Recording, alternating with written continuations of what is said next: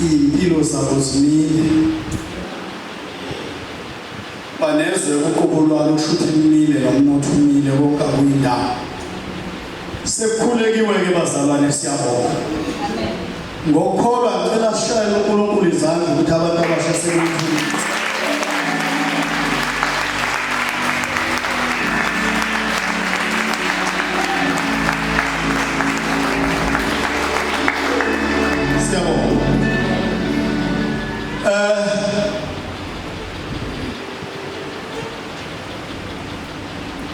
uNkulunkulu uyihlela ngeyakhe indlela singahlela thina senze konke kodwa besaplani ngokwakhe suyangithandi lento kuhlelwe ngikhala ukuthi isikhathi sinjani sinje enza lokho ngikunikizile sizofunda bazalwane lapha kuLuka chapter 10 siqale 21 sigcine ku verse 24 ngizocela ke ungangifundela bamncane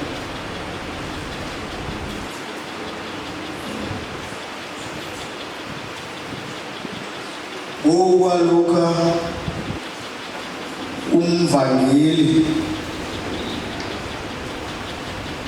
chapter 10 siqale 21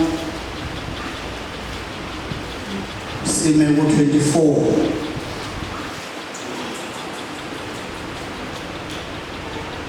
verse number 21 uthi asona leso sikhathi wathokoza ngomoya ongcwele wathi ngiyakubonga Baba Nkosi yezulu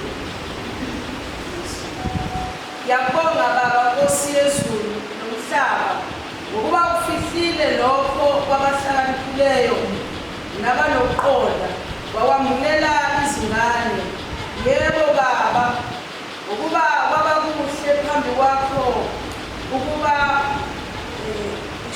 ubejana kwaba kuhle phambi kwakho ukuba kube njalo konke ngikunikelwe nguBaba akakho owazi ukuthi indodana ingubani kuphela uyise nokuthi uyise ungubani kuphela indodana naloyo indodana ethanda ukumambulela yena 23 waphendukela kubafundi bebodwa wathi abusisiwe amehlo abona elibonayo verse 24 ngokuba ngithi kini baningi abaprofethi namakhosi abebethanda ukubona elibonayo abakubonanga nokuzwa elizwayo abakuzwayo ngicela ukusibona Baba ngale egameni likaJesu Kristu waseNazaretha izwi lakho uNkulunkulu ongcwele Baba wethu namandlalisi kwasomphefumulo wethu sonke ngalo nakule mina namhlanje uNkulunkulu ongcwele ukhava umfana wakho ngodumo lwakho egameni likaJesu esalabela wona uNkulunkulu omuhle uthe Baba linamandla uNkulunkulu ongcwele liphefula amadwala egama likaJesu waseNazaretha naleli dwala inhliziyo yethu Baba wethu namandla onke lahlulele ngeqiniso elizwi lakho silalele wena ngoKristu Jesu ophilayo amen le ndaba ke bazalwane iqala ngasenhla njengoba sithatha la isuka laphona uJesu kade thume abafundi abamashumi ayisikhombisa iqala lapho indaba uyabathuma ke ubathuma ubahambisa ngababili labafundi bakhe kade khona abanye bebethunyiwe abayishumi wasephinde landalisa nalaba abamashumi asikhombisa amen lithi izwi ke babehamba ngababili Amen bazalwane. Asiqondike lokuhamba kwabo ukuthi babe u70 ukuthi mhlambe kwakungani sayi into ehlalela abashumayeli ukuthi mhlambe lo70 wochazana nalapha ekutheni bahambe ngababili mhlawumbe ungabheka lapho ukuthi wayesagcine lo mthetho wakhona kwa-Israyeli owawuthi ubufakazi obodwa abalelisi ufanele kusuke kwababili khuphu ukuthi njengoba bathuma nje abake bahambe ngababili ukuze bayifakaze indaba ngokuya batshela uthi niyizimvu phakathi kwezimpisi okushuthi lapho ukuphepha kuncane akukho kodwa ngoba bathunywa uyena. Amen bazalwane. So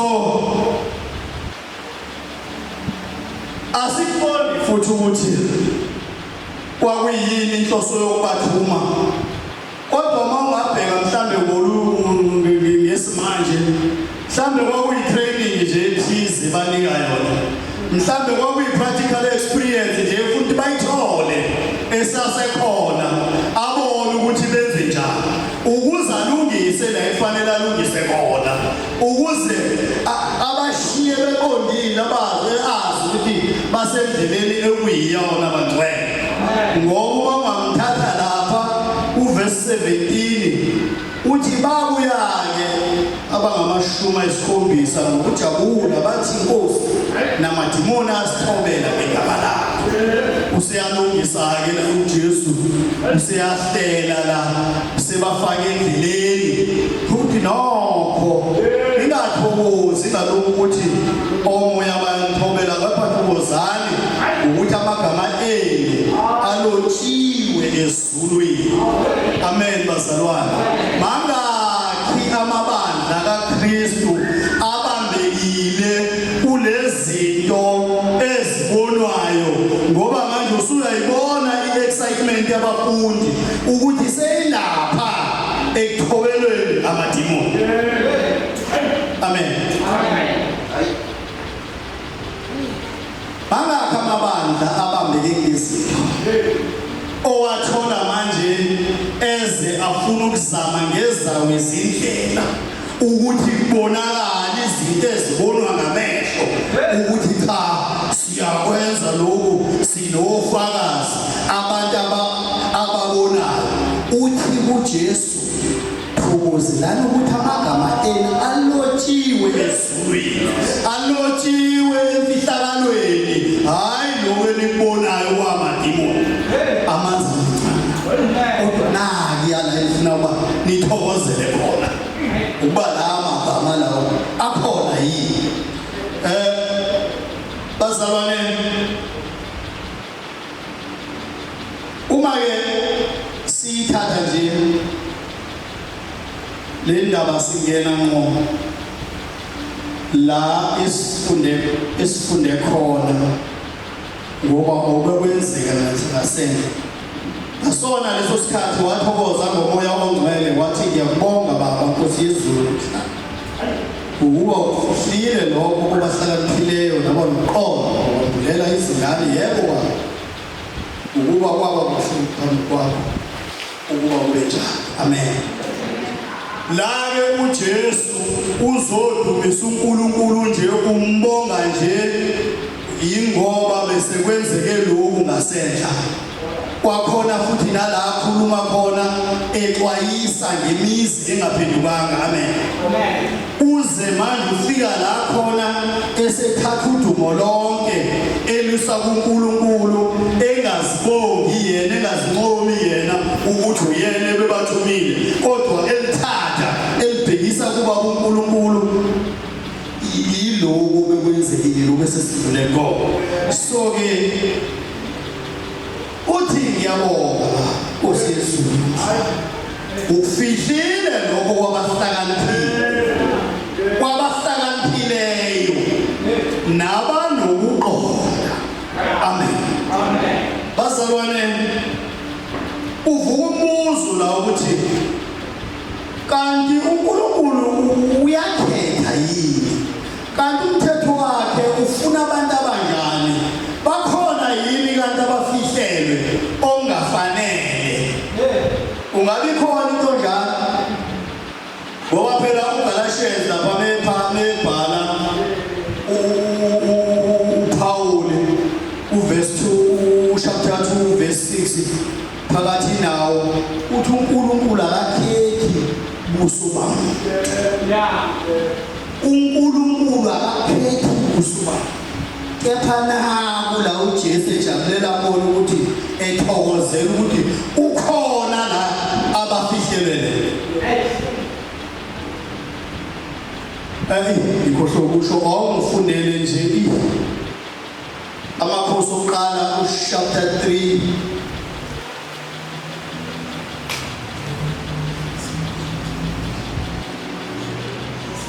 amakhosi oqala chapter 3 kusuka verse 8 ugcine 12 kodwa ngifuna kakhulu u12.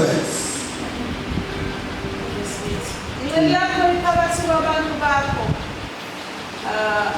abakhethileyo, isizwe esikhulu esingenakubala, esingenakuthathwa umumo waso ngobuningi. Ngalokho yiphe ingceli yakho inhliziyo elalelayo ukwahlulela abantu bakho ukuba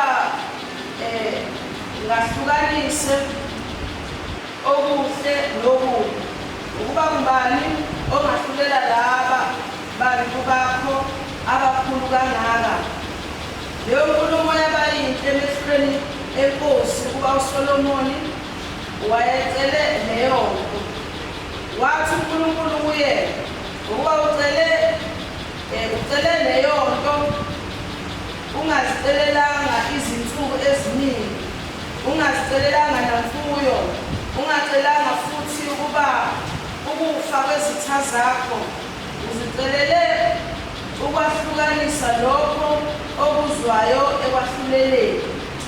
Bheka ngenzile njengezwi lakho, nakhu nginika inhliziyo enokuhlakanipha nokuqonda, okungazange kube khona okunjengakho ngaphambi kwakho, nokungaye kuvela futhi okunjengakho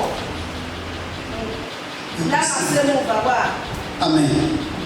Laba zalwane uSolomoni lo esifunda ngaye uthi bheka ngenzile nginikile inhliziyo enokuhlakanipha nokuqonda. Okushuthi ukuhlakanipha nokuqonda kuvela kuNkulunkulu bazalwane. Amen.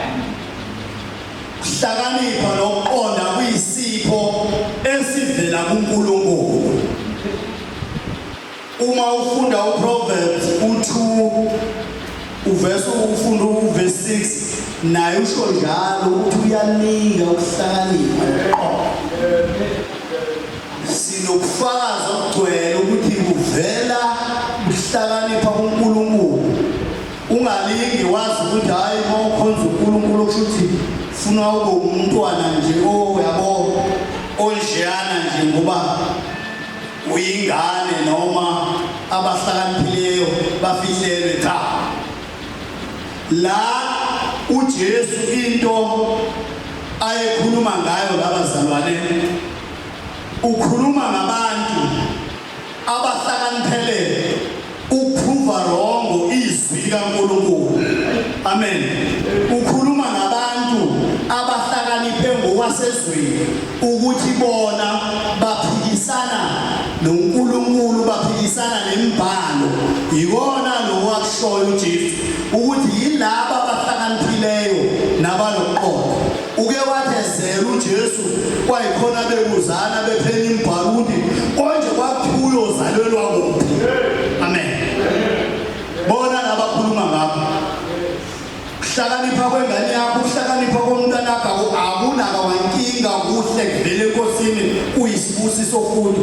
Kodwa lokhu esikusho la, lokhu uJesu akukhuluma la, yilokhu okumelene noNkulunkulu. Amen. Yilokhu ongayazi intando kaNkulunkulu, okwaba abaFarisi, kwabaSadusi, kwababhali nezinye ezinye izazimthetho ezaziphika yonke into, amen, ngoba zigxile emthethweni wazo wabo, zingayiboni lento njengento ephilayo, amen.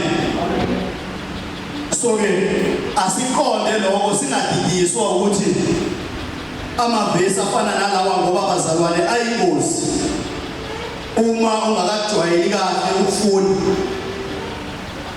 Uzozifikela nje isihlobo sakho noma yini noma umzala wakho uthi uyambuza ngokukholwa, avela athi hayi awungifundele nje uLuka 21 uzuba kuthiwa kholwa kubona bethu ashathi uthi ayifunda ngoluyithodwa uyazi khona ngempela, kanti cha athi funda lapho yenu nina ayithi la kukhulunywa ngabantu abaphikisana noNkulunkulu esihlakanipheni kwabo, amen. Ibona laba uJesu abachazayo. Uthi ke kwambulwe ezinganeni, so banqwale nala wakwambulela izingane, yebo baba, ukuba kwaba kuhle phambi kwakho ukuba kube njalo, amen. So wathi mekwambulela izingane akubona ukuthi yile ngane le ebanjiwe ongena emgaqweni lapho kuyithina labo, cha, wayebeka bazalwane ngokwenhliziyo yomuntu, with a humble heart, umuntu willing to listen, umuntu willing to learn ngezimfundiso zensindiso, amen. Yilezo ngane uJesu lento ayeyichaza la uma ethi kwambulele ezinganeni. Ingane iyanamathela kumzali, ingane iyamethemba kumzali. Nathi uJesu ufuna sibe njalo, ufuna sethembe yena, sinamathele kuye ngazo zonke izikhathi njengengane, amen. Mawula ufunda 22 uthi konke ngikunikelwe ngubaba, akakho wazi ukuthi indodana ingubani kuphela uyise, nokuthi uyise ungubani kuphela indodana, nalowo indodana ethanda ukumambulela yena, amen. Bazalwane, hey, siyayizwa le nto, kuyaphinda futhi kuyavela lokwambulela ukuthi uyise njengoba engaziwa nje aziwa yona kuphela, noyise kuyena kuphela owazi indodana. Indodana ke yona iba seyambulela loyo ethandayo ukumambulela, amen. Bazalwane, so lento yami nawe yokholwa uma sizwa thina senza izinto njengokufisa kwethu. Uke wayithinta Dlamini, uke wayithinta wathi akusiyo yethu le, inomnikazi wayo, indodana ethandile ukuyambulela, amen. Ulana nje awukho ngokwentando yakho, wazingisha usuku waphendula ngalo, wazingisha iminyaka sowunayo ukholwa, wazingisha ihola, kodwa ngokukaNkulunkulu konke lokho kungokwakho nje ngokumuntu, lokho nje okwakho wena ngokumuntu, kodwa nansiya into eyayifezekiswa kuwena ukuthi wambulelwe, uthandiwe indodana. Uyijabuliselani pho? Uyiphoxelani pho?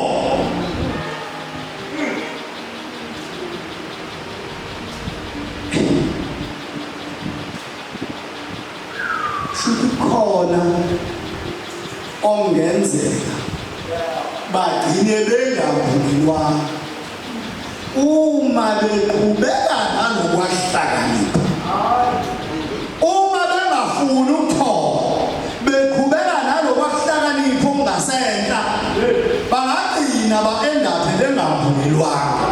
Amen. Ulobulana nje uza mhlawumbe awazihlanganisi lenkosi, yingoba inkosi ithi hayi awuphinde khona mntanami uyozwa lezi ndaba ngoba wena ubhilonga ngesibani. Amen. Lifike isonto lezawuthi akade ngiyike namhlanje hayi kuvuka into kuwena uthi ake ngiphinde khona, yingoba into ikubizile ikwambulele ukuthi nawe ekhaya wambulele. Amen. Umuntu ngokwasemhlabeni ayenze khuni inhliziyo athathe abeke, awuzikhethanga uhlelelwe emazulwini, walungiselelwa wahlelembelwa amaketini. Amen.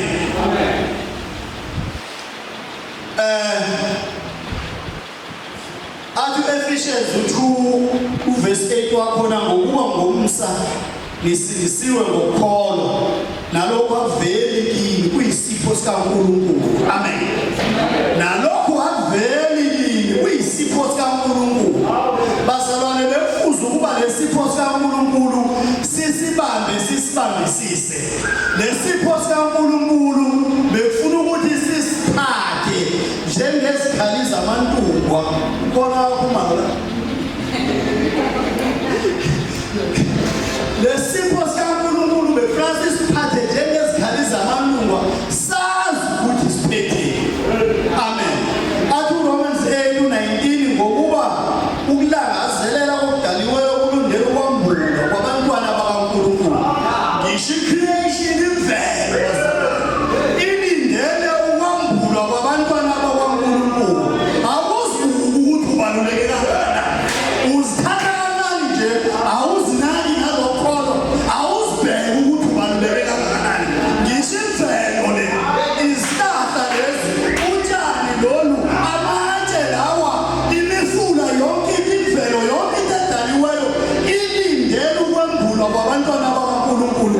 Ithi bakhona laba, kulabantu laba kukhona nohluko nobuhlobo esilindile.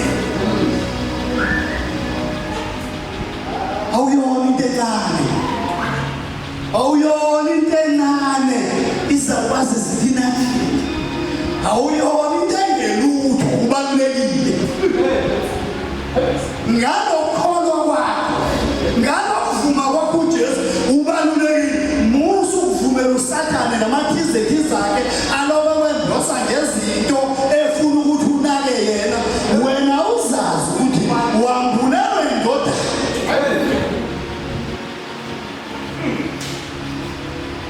uNkulunkulu naku lasengikhona manje makunenkinga, yimi ngikhala kuwena baba ngoba ngambulelwa uwena, futhi angizisoli ngoba ngambulela kona.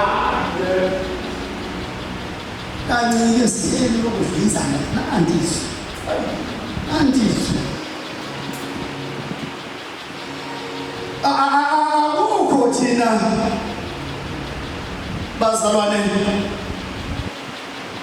esingakhuluma ngokwethu ukuqonda nangokwethu ukwazi, ngoba khona lo muntu wangaphakathi kuwena ethiwa yina pesina ofuna ukuthi sikhulume lezi ndaba ezifana nalezi. Amen.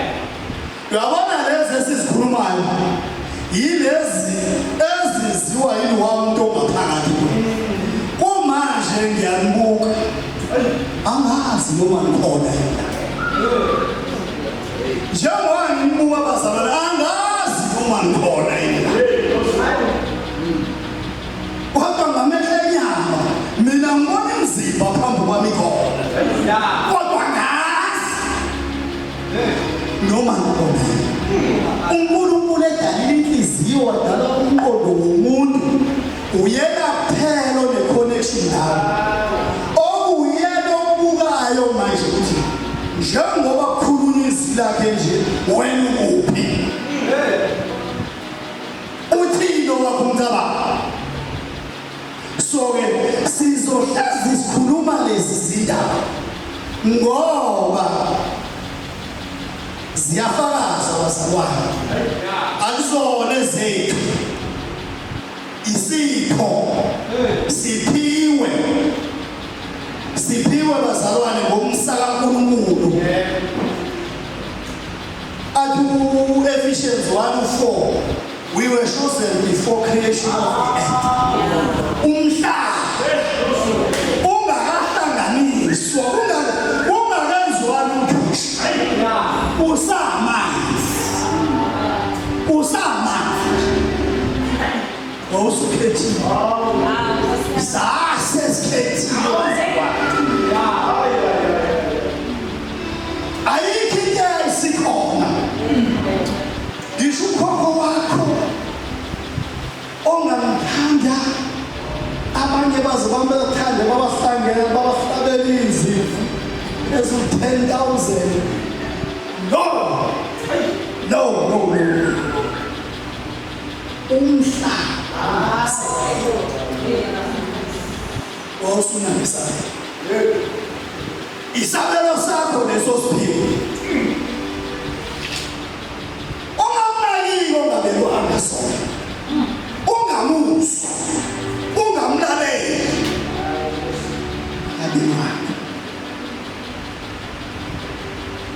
uphela uma ekhubeka nalokho ngizoloya ngiyinzelelele, ngoba into ekhatha umuntu noNkulunkulu yilo wafuna ukuthi yena akube sekuyena osephambili, uNkulunkulu useza ngemva kwakhe. Ayifuni lento uNkulunkulu uyasho ngoNkulunkulu nomhawu, ayifuni noma ibone noma uthi umhlaba ungakasekele sasesikhethile bazalwane.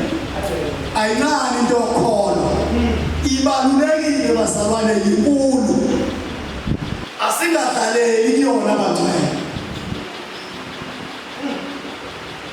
Hayisekuthi nje, hayisekuthi kakhulu, usikele abiyane yakho ngaleso sikhathi uhlela lezo zinto njalo, umila wayambula kuwe udabukile uyakuba uthi kodwa umnandi ngako nebiyevele khona ngiyonyama uyasibuyela. Amen. So bazalwane, ngaso sonke isikhathi asihambeni lendlela ngokuthuthumela, asihambeni lendlela ngokwesaba, sihambeni lendlela ngokwazi ukuthi uNkulunkulu usithandile, uletha indodana yakhe emhlabeni nje. Sizobe sikhuluma ngamasonto azayo sibe la sisho yingoba kunalabantu engafuni ubashiya bengwayo, kunalabantu engafuni ubashiya bewundingasebeni bengazi ukuthi bazoshonaphi. Okuthiwa bafelele umhlaba ungakasekele. Amen. Umhlaba ungakasekele wabafelele waseyiletha indodana yakhe ukuthi hayi nabantu bami bengatholi umbuso wami. Amen.